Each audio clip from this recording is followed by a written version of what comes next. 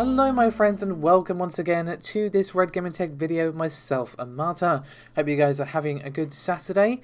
I'm here as always with the latest news from the tech and gaming world from the last 24 or so hours as of the 12th of September. We've got quite a bit to discuss today.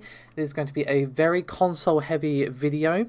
But we're going to actually discuss a bit of an update regarding Control. So as you guys most likely know, because I discussed it a little while ago now, and of course it has been all over the internet since then, you can't upgrade your copy of Control to the next gen version unless you own the newly released Ultimate Edition.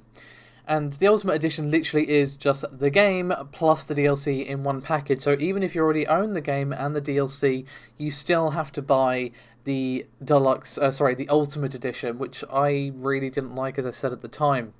But what actually happened was owners of the Deluxe Edition were silently accidentally upgraded to the Ultimate Edition. This happened a couple of days ago, but I completely missed it, and there was a Reset Era forum thread about it where users basically said that they were now all of a sudden able to download the Ultimate Edition without charge. So this basically means that this whole time the publisher did actually have the ability to upgrade certain versions of Control all along, despite the fact that they claimed they couldn't in a recent blog post.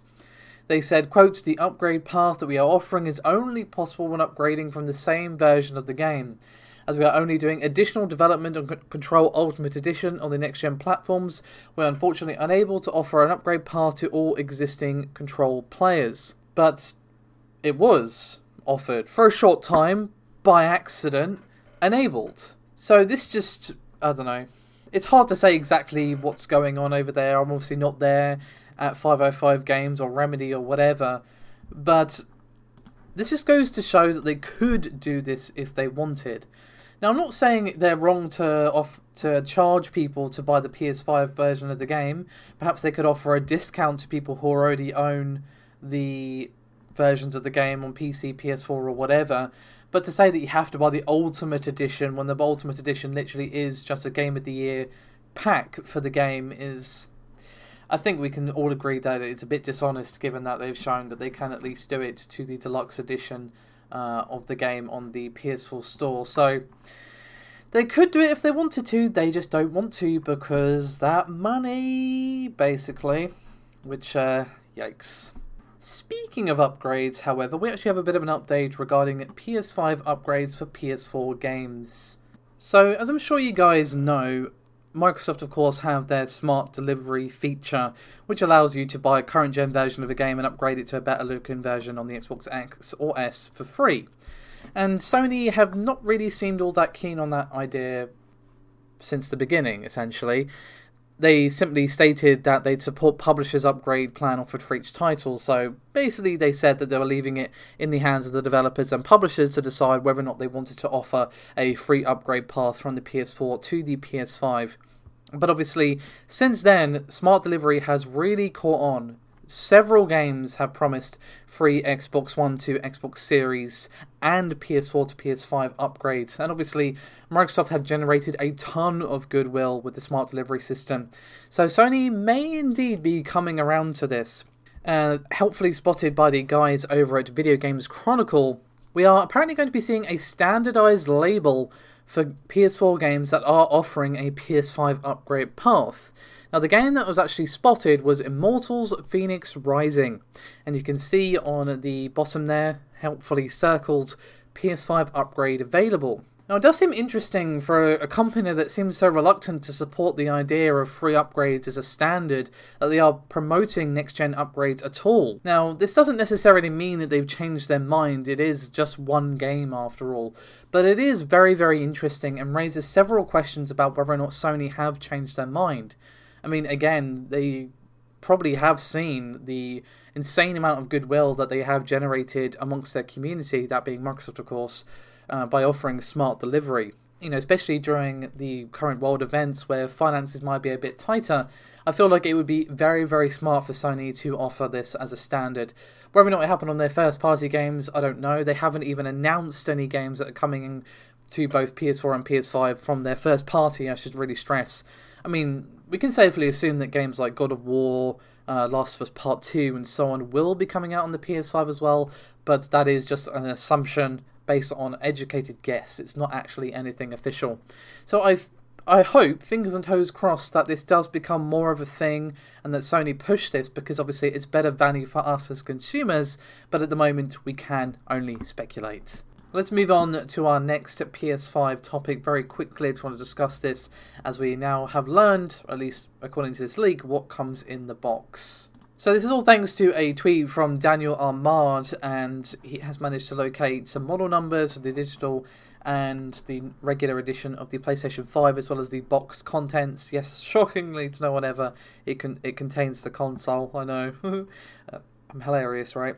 Anyway, but we can see, you know, things like controller, obviously, a base is included, HDMI cable, power cord, USB cable, instruction manual, as well as a free copy of Astro's Playroom. Now, this is for Hong Kong, at least. So we don't know if this is going to apply worldwide, but I would expect it to apply worldwide. You know, things like the base and the controller and things like that.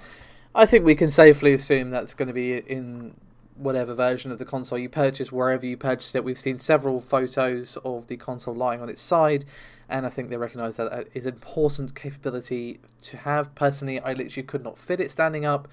Like most people, I have my consoles on a TV stand, and they need to remain horizontal rather than vertical to actually fit. But we're going to move on to what I would call the meat of our Sony segment today, as of course we are all eagerly awaiting the reveal of the price and release date, and we've got some events coming up where we may see just that. So basically there was a few things that kind of happened shortly one after the other. The first thing that happened, and Tippy actually messaged me on Twitter about this morning, so thank you to him.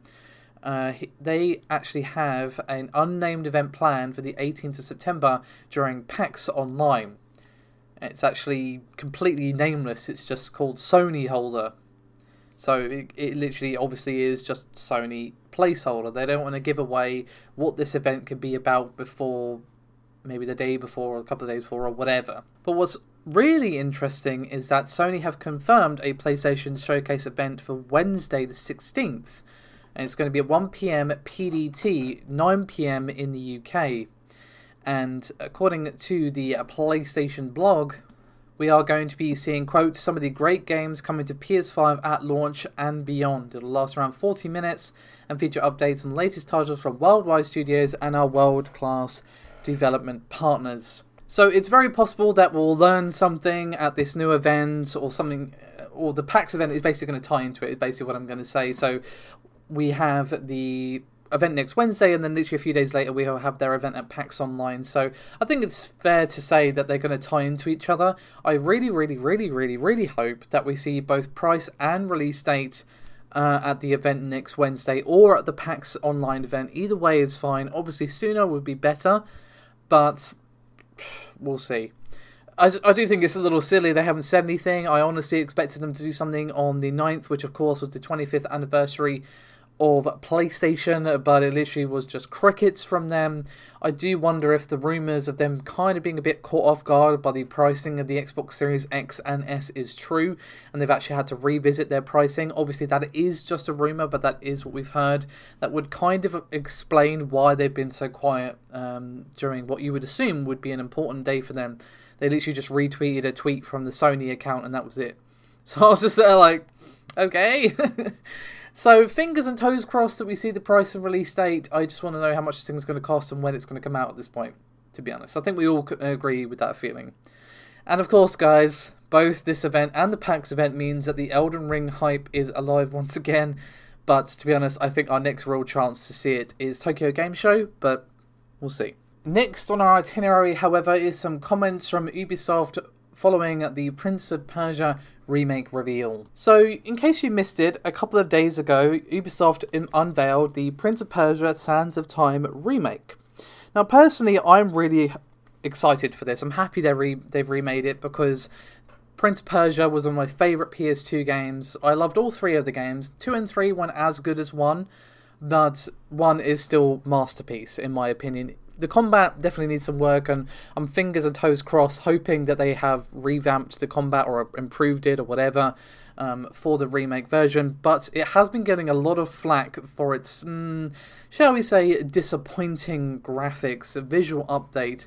Obviously, it looks better than the original. The original, as I said, was a PS2 game, but it's not really up to the standard that you would expect, not only from Ubisoft, but just in general, if you compare it to other remakes like Final Fantasy VII Remake, which, again, was pretty much just a masterclass in how to do a remake, and games like Resident Evil 2 and the remake, obviously, and so on. But according to Ubisoft, who spoke with the Marco Reactor, apparently the graphic style of Prince of Persia Remake is a stylistic choice. And Marco Reactor spoke with Pierre-Sylvain Guiers, hopefully I pronounced that correctly, who is heading up the remake over at Ubisoft India. And he said, quote, "If you take the game that was made 17 years ago, there's definitely room for improvement in terms of graphics, and we really wanted to give a unique look to the game because Prince of Persia Sands of Time is actually a fantasy story. So we decided to go for a unique visual treatment to make this game stand out from other games. It's not another Assassin's Creed. It's not like the same Prince of Persia from 2008. It has to be unique. This magic, this fantasy is shown through the saturation, through the light, so it's also a challenge to redefine the visual identity of the game with this remake. It was not a problem of timeline or budget," he said. "For us at Ubisoft, quality is the utmost importance, and this is something that we have kept in mind from the start. The project has been in development for the last 2.5 years. We have had peak 170 members working on this project, and not to mention other investments in infrastructure and set up to make a modern game. No, there have not been any cutbacks in budget or timeline for the game." And he also went on to say in a different interview with Gadgets 360, he did say that the game will be further polished before launch. And they've shared a different screenshot, which does look a little better.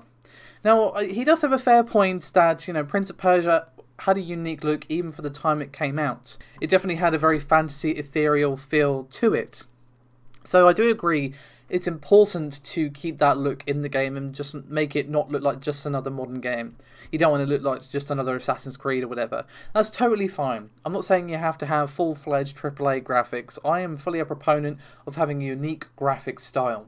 Uniquely looking games age way better than games that try to be on the bleeding edge all the time. Look at a game, I don't know, an indie game, just for example. No, not even an indie game. Let's look at Okami, for example. One of my favourite games also on the PS2. That game, even on the original version, still looks stunning because the graphic style is amazing. It's gorgeous.